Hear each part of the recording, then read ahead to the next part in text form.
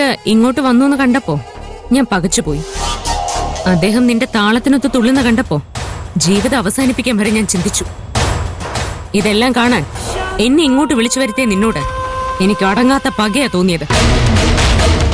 പക്ഷേ അതിനുശേഷം സത്യാവസ്ഥ എന്താന്ന് കണ്ടപ്പോ എന്റെ മനസ്സ് നിറഞ്ഞു. നിന്നോട് എനിക്ക് ഒരുപാട് നന്ദി തോന്നി. കാരണം നീ നിർബന്ധിച്ച് എന്നെ ഇങ്ങോട്ട് വിളിച്ചു വരുത്തിയതുകൊണ്ടാ എനിക്ക് ഗിരിയേട്ടനെ കൂടുതൽ മനസ്സിലാക്കാനും വിശ്വസിക്കാനും കഴിഞ്ഞത്.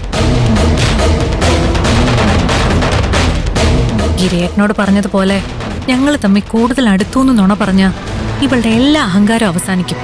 പക്ഷെ അങ്ങനെ ചെയ്താ ഗിരിയേട്ടൻ എന്നെ വീട്ടിൽ നിന്നും പുറത്താക്കും.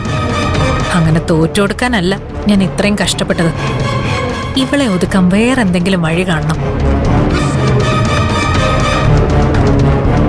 നീ ഇങ്ങനെ ചമ്മി നിൽക്കുന്നത് കാണാനേ നീ തന്നെ ഒരു അവസരം ഉണ്ടാക്കി തന്നതിന് എനിക്ക് ഒരുപാട് സന്തോഷമുണ്ട്. നിനക്ക് ഗിരിയേട്ടന്റെ മനസ്സിൽ ഒരു സ്ഥാനം ഇല്ലെന്ന് ഇപ്പൊ മനസ്സിലായില്ലേ?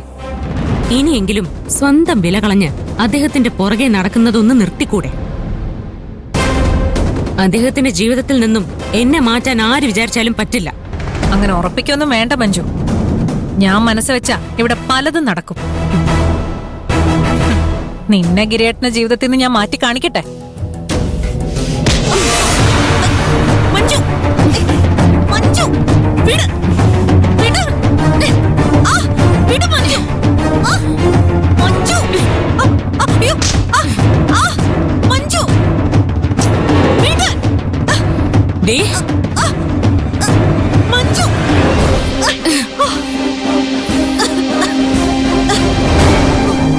ഗിരിയേട്ടനിൽ നിന്നും നീ അകലം പാലിക്കുന്നതാ നിനക്ക് നല്ലത്.